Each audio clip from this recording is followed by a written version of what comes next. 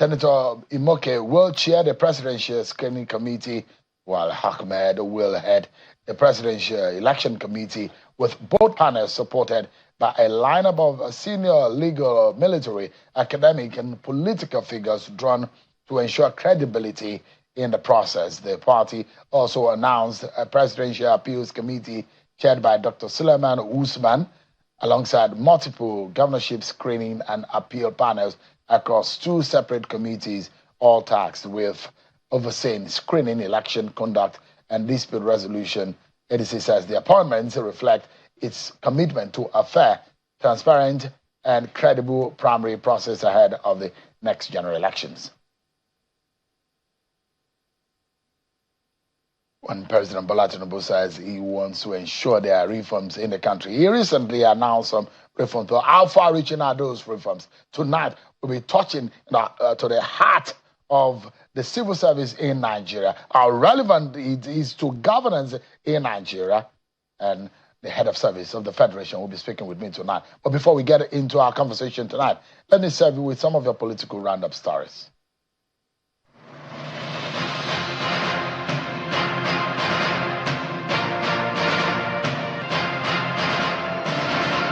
Justice Joyce Abdul Malik of the Federal High Court in Abuja has granted bail to former Kaduna State Governor Nasir El-Rufai. Ruling, Justice Abdul Malik imposed a series of stringent conditions the defendant must meet before perfecting the bail. The court held that the proposed surety must reside in either Maitama or Asokoro districts of Abuja and must deposit the original certificate of occupancy of a landed property at the court registry. Governor Hyacinth Alia has commended members of the All Progressives Congress for their peaceful conduct during the House of Representatives primary elections, as the Electoral Committee announces winners of all 11 federal constituencies. Speaking to journalists on Sunday after a Thanksgiving Mass to mark his 60th birthday in Makurdi, Governor Alia says the party in Benue State is united going into the remaining primary elections to prepare for the general elections. Governor Hope Uzodinma of Imo State has described the growing strength and organic expansion of the All Progressives Congress in the state as a positive sign ahead of the 2027 general elections.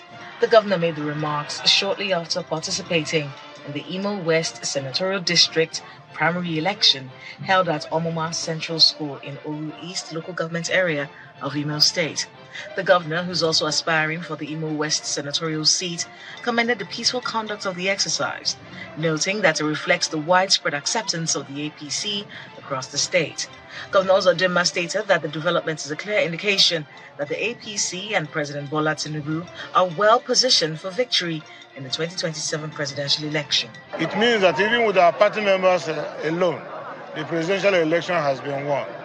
There is no political party in Nigeria that is as organized as APC, that is as committed in terms of membership loyalty to the party as APC. Members of the National Working Committee of the Social Democratic Party, SDP, led by Professor Sadiq Gombe, is asking the Independent National Electoral Commission, INEC, to recognize its leadership as the authentic leadership of the party, instead of that led by Mr. Shehu Gabam. Professor Gombe, who led some members of the SDP to a closed-door meeting with the INEC chairman in Abuja, says the meeting was to present available facts of the party's new leadership to the electoral umpire, so he can take informed decisions regarding the party. Professor Gombe also faulted suggestions that the party's leadership recognition could be determined through the INEC portal, insisting that political parties retain exclusive constitutional powers to determine its leadership, and that the ratification of his leadership by the party's National Executive Committee, NEC, supersedes any other interests.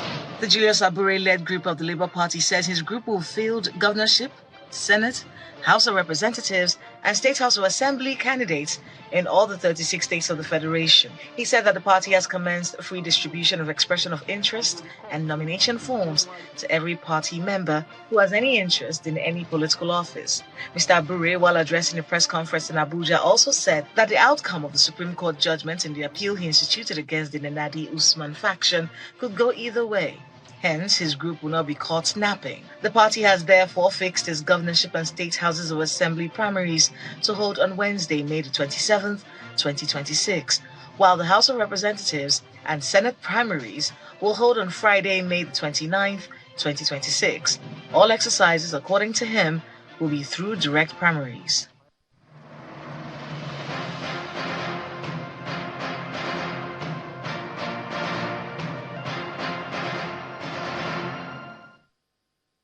There you go. You have it. Your political roundup stories. So let me tell you about the APC tonight. The APC senatorial primaries across the federation have been marred by widespread controversies, parallel exercises, and disputes over consensus arrangements, with tensions particularly high in states such as Lagos, Ogun, Rivers, Zamfara, and Edo. Reports indicate that while some incumbents and party favorites emerge through consensus or unopposed arrangement, several constituencies witness protests, allegations of imposition and injection or rejection of results by aggrieved aspirants. In Lagos and Ogun, factional disagreements and last-minute withdrawals shaped outcomes, while in Zamfara and Edo, dissenting aspirants openly rejected consensus lists, insisting on direct primaries as provided under the Electoral Act. The disputes have further deepened internal divisions within the ruling APC, raising concerns over litigation and potential defections ahead of the 2027 general elections. Well, the actions have now also started trailing the APC House of Representatives primaries, which earlier saw similar patterns of irregularities, protests, and violence in parts of Oyo, Ekiti, Ondo, and the Federal Capital Territory.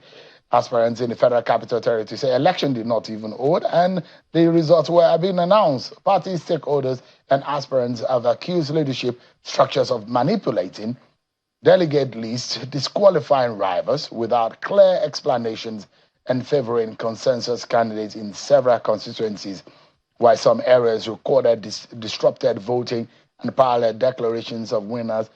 APT's attempts to stabilize its internal processes.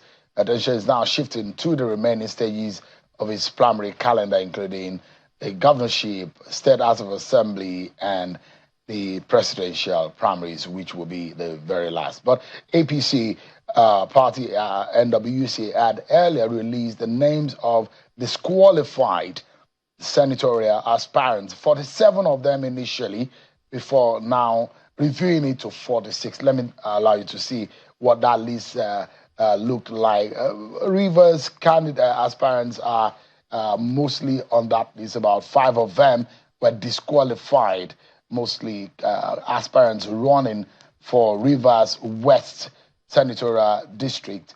And you can see the list of those who are running from different states, from Zamfara to Kogi to Oyo, those who are disqualified on the list as provided by the party.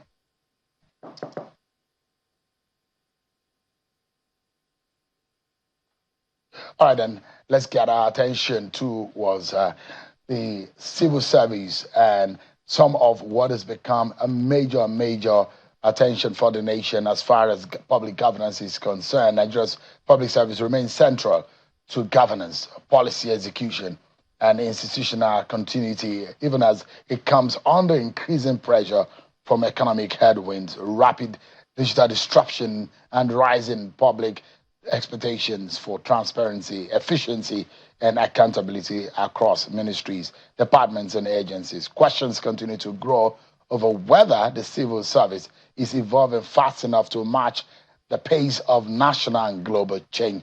These issues take center stage ahead of the forthcoming Civil Service Conference, now themed Reforms, Resilience, and Results. The gathering is expected to critically assess the direction and depth of ongoing reforms aimed at building a more agile, technology-driven, and performance-oriented public service.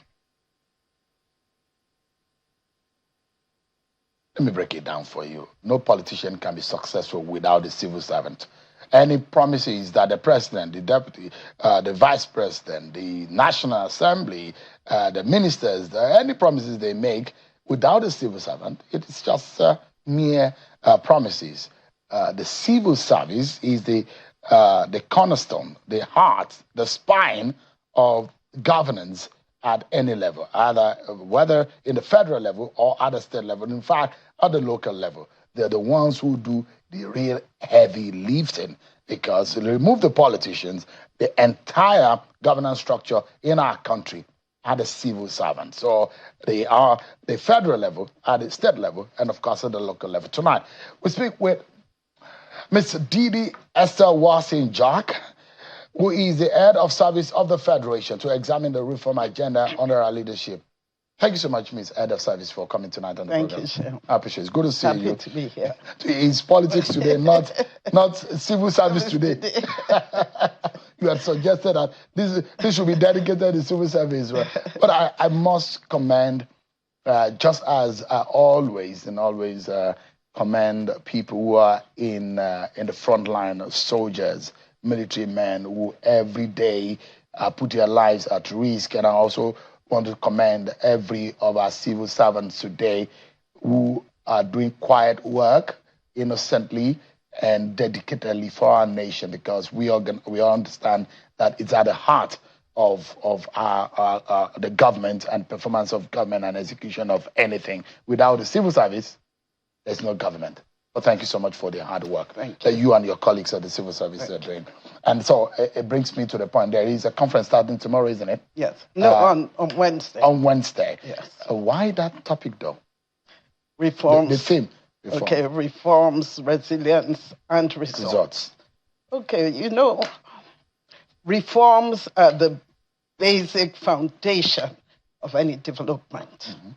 And over the years, we've had in the civil service our strategy plan. And the strategy plan is based on dealing with reforms that are necessary to take the civil service to the next level. So in 2025, we concluded the Federal Civil Service Strategy and Implementation Plan 2021 to 2025. Now, that strategy plan had 6 pillars of reforms. And I'll just let you know: capability building and talent management. We also had innovation. And then the IP's HR model. We had also digitalization. And then service welfare. And we've been running that plan since 2021. And now that it concluded last year, we are now developing its successor plan. Interesting. So, Madam, the theme of the conference this year, Reform, Resilient, Result. But many Nigerians still argue that despite several reform announcements over the years, the average citizen still experience slow bureaucracy, delayed file movement, poor response culture, and inefficiency across the MDAs. What measurable evidence can you point out, Madam, tonight, that shows that Nigeria's civil service reforms are producing real results beyond policy documents and conference speeches? So this question reminds me of a joke someone cracked the other day. He said, it's like files move slower than the traffic in Lagos. Yeah. But the good news is, things are changing. The civil service is evolving, and we are aware that citizens want faster service and more efficient delivery. And so we've been working on creating a civil service that is more efficient, faster, and more accountable to the citizens. And that's why recently, last year to be precise, we digitalized our workflows and processes.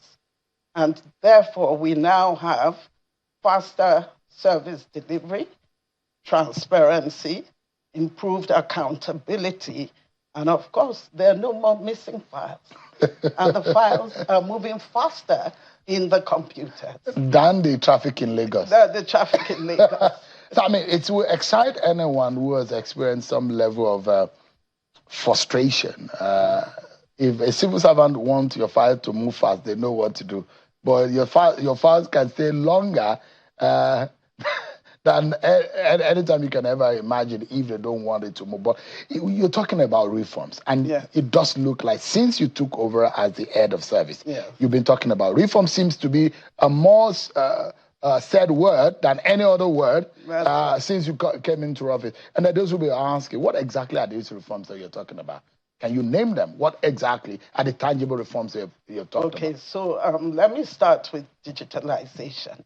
So last year we digitalized all the files in all the ministries, extra ministerial departments. So we can find all the physical files have now been transmitted into digital copies. That's right. And into many other agencies are also joining in that transformation. For how far back is the digitalization? The files from what year to what year? Okay, so what we did was the files from 10 years ago. 10 years. So it's 10 years old files. Yes. So we're talking about digitalized. Since about this 2026. Yes. So we're talking about in the last 10 years now. Yes. All of the files are. All the files are digitalized. And so now we have faster processes. We also have the opportunity for the citizens to track their files on the enterprise content management systems. And so now more accountability, less person to person. And of course, you know what that means. So not only, sorry, apologies. Yes. So not only within the civil service can you access files, right? Digitally. Citizens can also be able to, there is a platform where citizens can access public service, can track their correspondence. Yes. So if I, as a private citizen now, have a correspondence with any MDA or the public service, I can be able to know how far it has gone, exactly, whether it's gone to any table or not. Yes. Does it also say that you cannot bring physical files? Oh, yes. Or you still can transmit physical files? Many people who just didn't believe that we were digitalized get to the registries in the ministry with their hard copies, and they're told, we're sorry, we don't accept hard copies anymore. Hard copies are not accepted in any federal agencies, ministries, yes, as we speak today, yes, under your watch. Yes. So we are now foolproof. Yes. Interesting. So the case of leaked files, leaked memos, that happened a lot of the time. Yes. Is there anything that you are doing in that respect? Okay, so the truth is, since everything is in the enterprise content management system, we definitely do not have any leaked files anymore. No leaked memos. Since there are no hard copies where someone can take and post online and all of that. That's right. So you have a more secured... system. Yes. So let me ask you, is there now a comprehensive and a unified email system? Because we know that some of your staff are still using Gmail and Yahoo email. Since when did that stop? So in December of 2024, we launched GovMail. Now, GovMail is a secured platform that produces official emails for civil servants.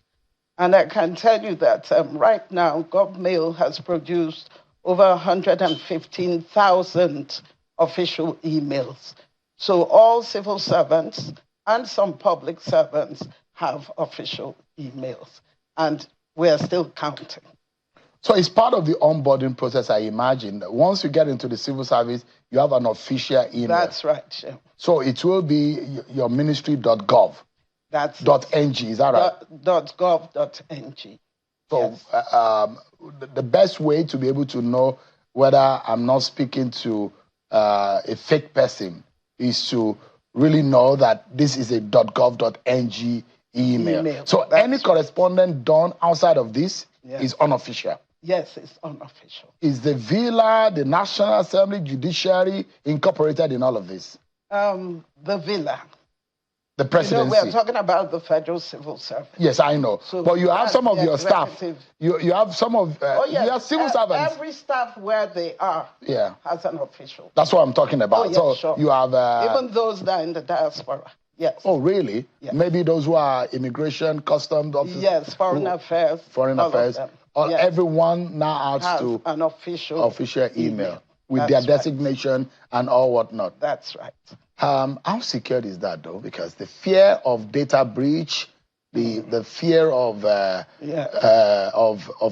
these breaches just comes to mind easily. How secured? Oh, well, so before now we were having emails from foreign companies, but that's why we decided to go for GovMail. GovMail is homegrown. It's developed right here in Nigeria, and it is housed by Galaxy Backbone, which is the ICT agency for the federal government. But so it's safe, it's secure. Is there an ombudsman portal where if I have a problem with any services within the public service, where I can launch just without, because the way and manner you launch complaints, and there's a Federal Complaints Service Commission, isn't it? Yes. Where you go to and launch your complaint. It allows you to be able to say your mind and on how you have been serviced. Is there any avenue for citizens to be able to launch their complaint? Why not having to have a physical contact? We realize that all the work we do is for the citizens. So we are running a citizen-focused service.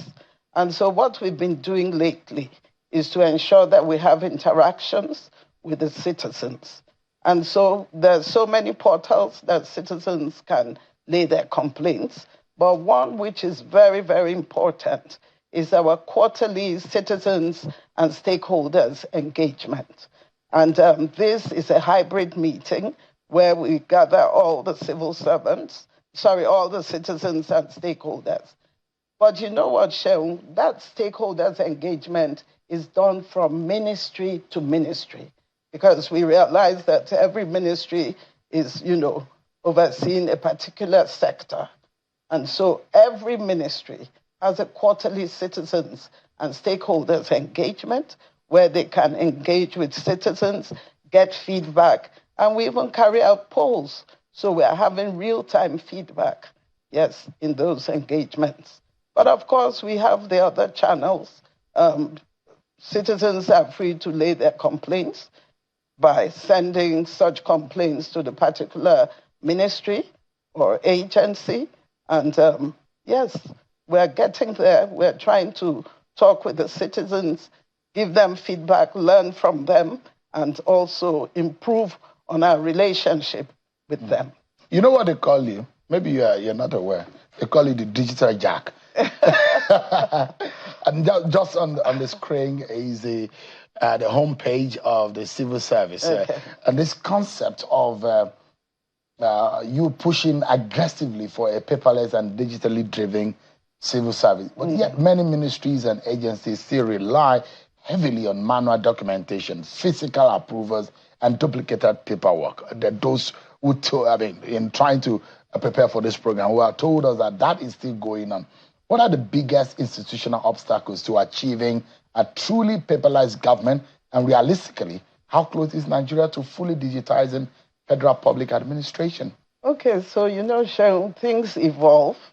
Every ministry has its enterprise content management system, but I guess every ministry is at its own level. So we're trying to make sure that we indeed are paperless. So the first port of call is to ensure that we don't receive paper anymore. In my office, we don't receive any paper. It's a policy. Oh, it is. We don't receive paper. And that's a policy yes, anyway. So if you don't, that means policy is for the whole of the federal civil service. Federal civil service. So we aren't there where we want to be, but we're on the right track. And we are really trying to catch up, because digitalization is the way to go. If we say we want a world-class institution that delivers on the national goals, then digitalization is no longer optional. It is now a necessity. So accountability comes into play when you, in this effort. I also hear that you're trying to put AI into your operations. Oh, not trying to. You mean you are not using service-wise GPT? That's, you have yes, we do a dedicated AI? It was launched in December of 2024. dedicated artificial intelligence assistant for public servants. And I'm told private sector is also using it. Is that useful? Very useful. It has reduced research time. It helps civil servants to prepare for exams. It helps them to do their work. It helps them write memos and so many things that they don't need to spend time looking for. You are indeed digital jack, as they say. I'm just hearing that name. I mean, I've been snooping around you and your colleagues in the civil service just to understand what exactly the problems are. But there are still people who are not very happy with what they say, because I'm talking about the issue of accountability. Okay. And there are those who say some of the most corrupt people you find in Nigeria are in the civil service. Is this, all this effort, are you able to help curb some corruption, if not all of it? So the people in the civil service came from the wider society.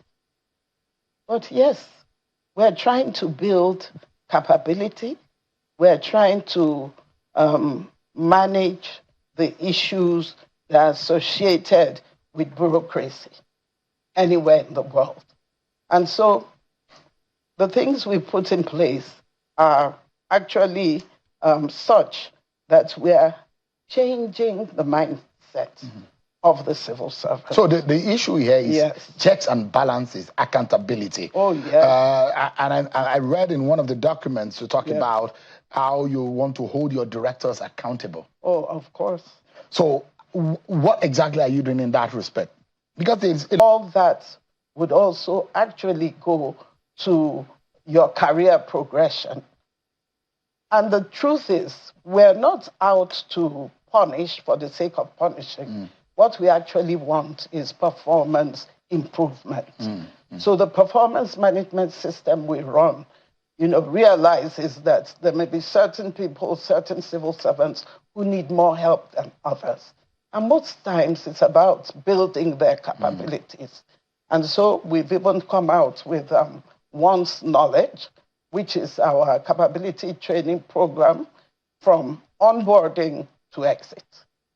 We're trying to make sure that the civil servant's career is monitored and helped through programs that will deal with all the issues to ensure that we have a workforce that is accountable, that is efficient, citizen-centered, and future-ready. So there is some level of sanity now, because what you hear is some guy who maybe you entered into the civil service together, and for some reasons favored and rises to with the speed of light, and there are those who are also hardworking, but because they don't know anybody, and those are the questions that your workers are saying, that promotion, some kind of encouragement to hard work is sometimes is dependent on favoritism and who you know. Is these systems and these reforms you're talking about helping to balance things out, such that insanity that goes around within the civil service, where some folks are faster in growth and want the others based on the fact or who they know? Okay, so we're running a merit-based system. Merit-based in the sense that we are looking at criteria, we are looking at capabilities, and we are looking at merit to appoint, to promote, and to deploy. And then the flip side is that we have to incentivize. So we have a very robust rewards and recognition system in place where hard work, excellence is rewarded. And we also recently have come up with our incentives and consequence management policy. So it's carrot and stick. And we believe that with that, some of these issues. Sean Kimale, that is the son of a nobody. Yes.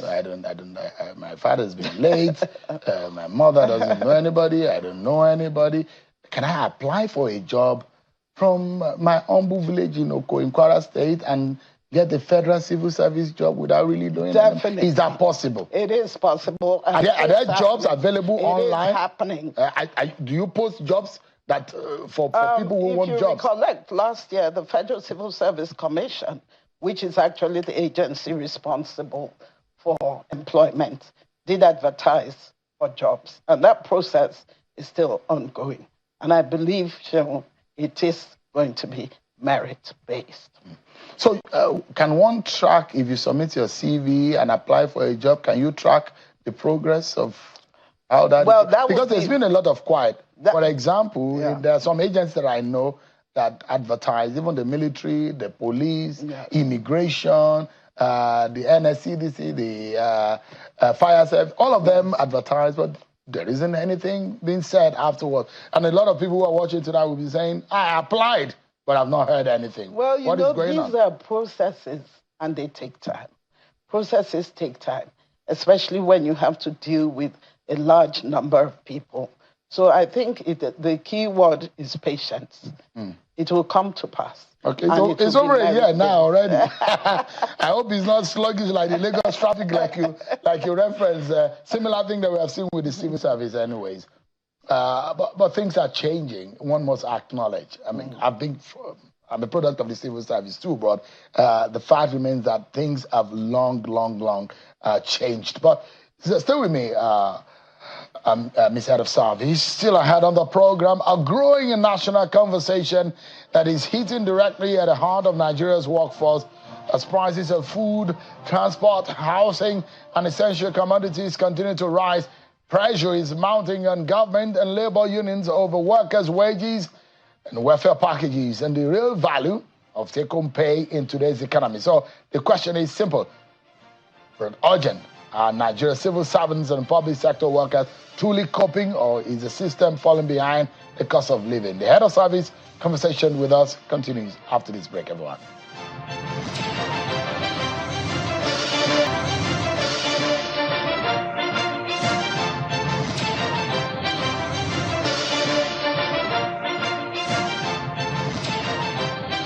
Thanks so much, everyone, for staying with us.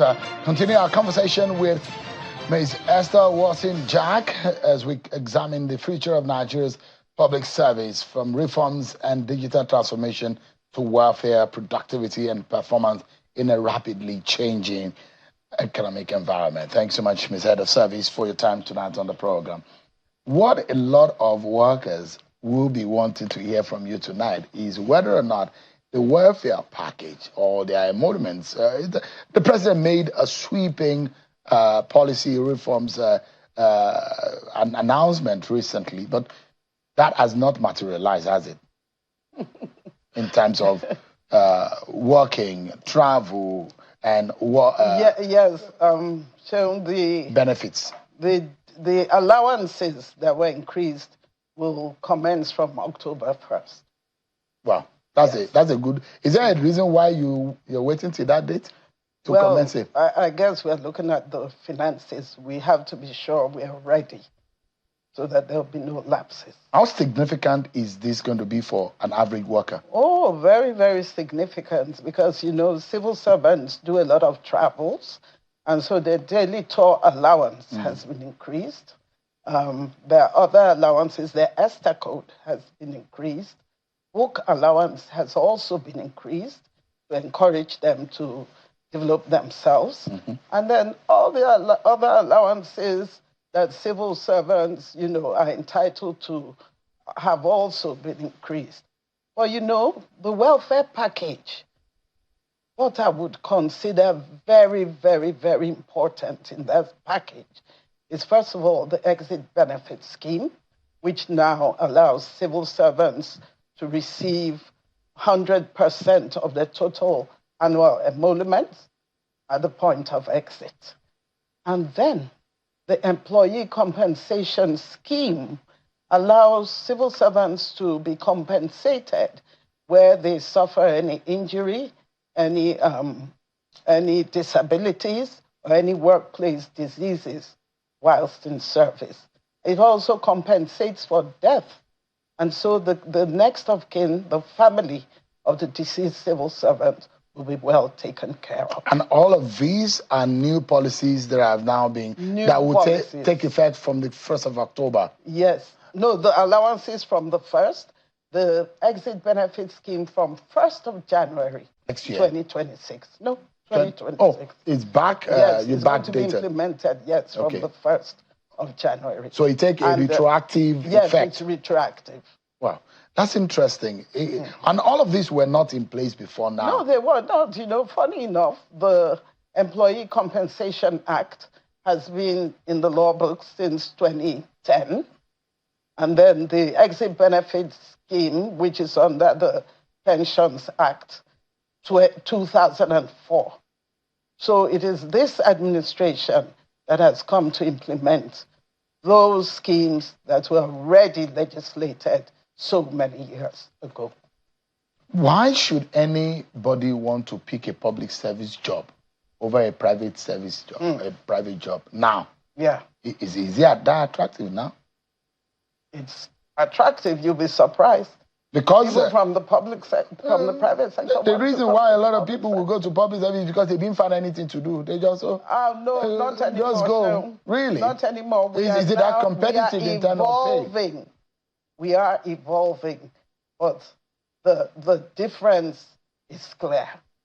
Now we have in place these reforms, these programs, these schemes that speak to the welfare of the civil servant. When they say it's a civil service state. And you know, we even... Yeah. Well, I won't say this one. Go ahead. On TV, national TV. But things are changing for the better. You know what it meant when people say, oh, we don't have money because we're a civil service state. Because civil service meant no money. You work and your benefit is in heaven. That is usually what is a connotation. Civil service means bureaucracy that keeps governance running. It's not a business. It's the bureaucracy. It's technocrats that spend so many hours working just to keep governance. But it's work too. It's labor. It's a lot of work. Well, in my religion, they say the worker is deserving of his why wages. We have the reforms. Yeah. That's why we. So I'm asking, why should anyone? Would you encourage your child to go into civil service? But of course. Really? My daughter is in the public service. Oh, that's good. Yes. By choice. Is that the reason why you are doing the reform, so that since your child is there, he can enjoy because look, the reality. These are systems we are building. So no, building systems. Let me that give will you. stand the I test agree of with you, time. madam, and this is the reason why I'm saying this. Yes. They say the reason why our public schools are not working is because the children of the politicians are not there. The reasons why our hospitals are not working is because the public service, the politicians don't use those hospitals. If they use those hospitals, as we normal average citizens do, they will improve the service. So the reason, jokingly, is the fact that if the head of service son or daughter is in the civil service, she would think further and say, let this work because my children are coming in. And it's the reality. No, once you benefit from a system, you want to make it work. What we're doing is beyond individuals. What we're doing is laying the foundation for a future workforce, for a civil service that will be ready, will be resilient, and will deliver results. So it's not about individuals. No, I just asked that question to put you on the spot. But look, the NLC president has said there's an expiration to the agreement of the national minimum wage. And increasingly, there is pressure on government because there is rising cost of commodities, of food. Madam Head of Service, to ensure that the public service does not slide into another prolonged wage crisis marked by arrears, industrial tension, and declining morale, what are the concrete steps you're taking to ensure that at the execution of time on the agreed minimum wage, which by law will expire, What are you looking at? Have you started thinking about it? So, yes, we're thinking about it. Money is not everything.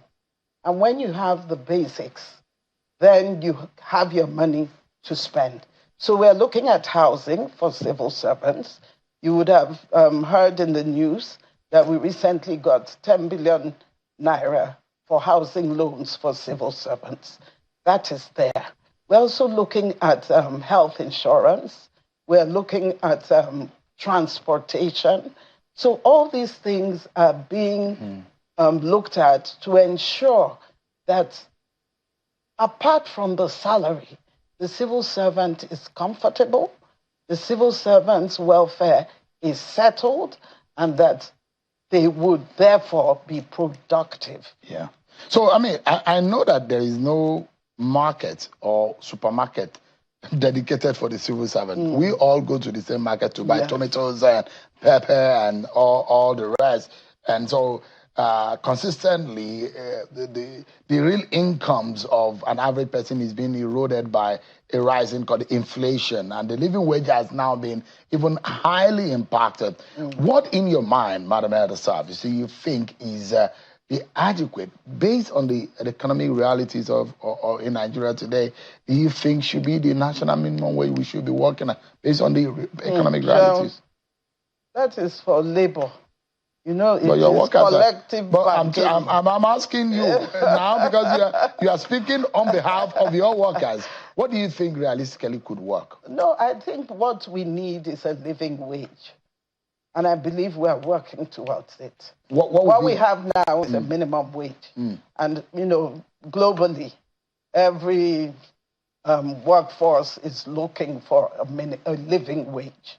Yeah. And I believe we will get there. So a lot of people, you ask them, I don't know, if you've traveled, if you're traveling towards JFK in New York City, and I'm giving this example, and I can give examples of several other countries, even in the Middle East and part of Asia, and you see massive housing projects for public servants. Yes.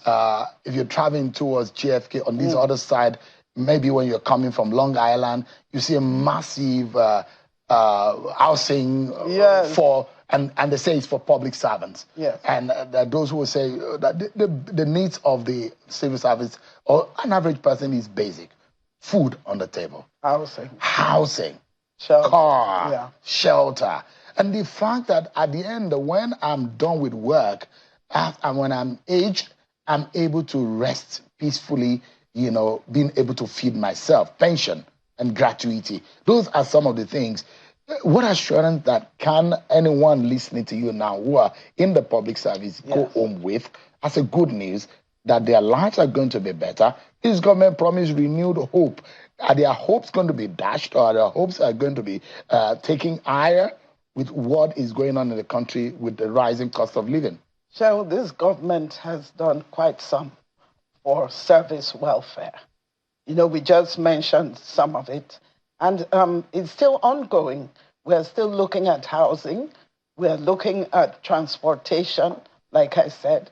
So these things are evolving. We're not there yet, but we are working towards them. Are you planning a massive housing scheme? Yes, a massive one that we want to even call the civil servants town. Oh, really? So it's on the drawing board. What about? I thought that some of the CNG buses are supposed to help. Exactly. To help workers move to and fro from town. Those are the things we are working on. So I don't want you to make me let the cat out of the bag. Well, it would be good if you let it out here. I have a net to catch the cat. And it's going to be a good news for our viewers, most of whom are also my beautiful audience who are civil servants. But thank you so much. Ms. Didi Esther Wasinjak, who is the head of service of the Federation. It's a pleasure having you on the program. Thank you. Thank you so much. And I wish you the very, very best in your reforms activities. Thank you so much. Thank you. Before we close the program, let me take you through some what has been a major contest that happened today across the country with the APC Senate primaries that we've seen. And I'm going to be showing you quite an interesting array of contests that we've seen. And I just try to highlight a few of them for you to see. So let me show you. First and foremost, perhaps one that will draw the attention of a lot of Nigerians is the fact that there was a list released by the party disqualifying some 47 persons, which included former senator from Bayelsa State, Senator Ben More Bruce, but the party reviewed it and his name was removed. Other notable names on that list is a former presidential aspirant on the APC, Tanya Jack Rich, alongside some other aspirants in the Rivers West who are on that list. So let me show you some of what will get your attention, how the contest is. One that you probably will be interested in is Ogun East with Dapo Abiodun and Gbenga Daniel. It's a war of two governors.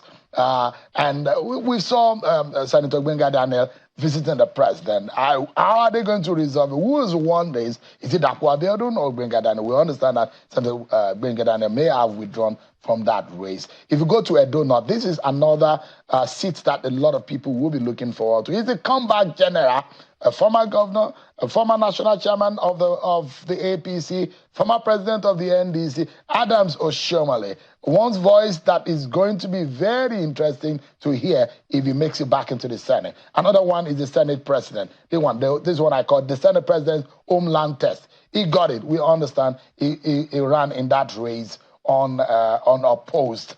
Another one that you probably will be interested in will be, they say that the Senate is looking at the retirement, like a retirement village for governors. Governor Zulum may be clinching the ticket of Borno Central of the APC. The Zulum versus establishment structures, and the governor who may be shaking the Northeast with some of his agenda. Now, let me take you to Imo West, where is another battle and a war between two governors, and this is Rochas Okorocha and Hope Uzodinma. And this issue of the Senate presidency chessboard, will Hope Uzodinma resign to contest, or when he wins, what happens to him? There are those who say that he may be in the running for the Senate presidency. Let me take you to Kogi West, a political return with heavy baggage. That's what I titled it, because of some of the controversies around this personality. From there to Abia North, another interesting seat that we must watch out for, the Business Politics Power Network. This man is another one that you must. His name has also been drawn into Senate presidency ahead of the next National Assembly. But one, again, that you cannot take your eyes off is in Edo State also. We've seen a former governorship aspirant or candidate in the APC. The three of them, Ogbede Eyama and the incumbent senator who has lost that, we understand. Ogbede Eyama was one. Pastor Ozage Ezeyamu, who has won that ticket. Who is in the running also. The final one, which got a lot of people talking, is Senator Nedum Woko and former Governor Ifeanyi Okowa. The grand strategy battle for Delta's future. This is really going to be an interesting race that we must look forward to. I just wanted to give you a highlight of what this has been today. But that's how we close the program tonight, everyone. Many thanks for watching. I'm Sean Wakimale. God bless Nigeria.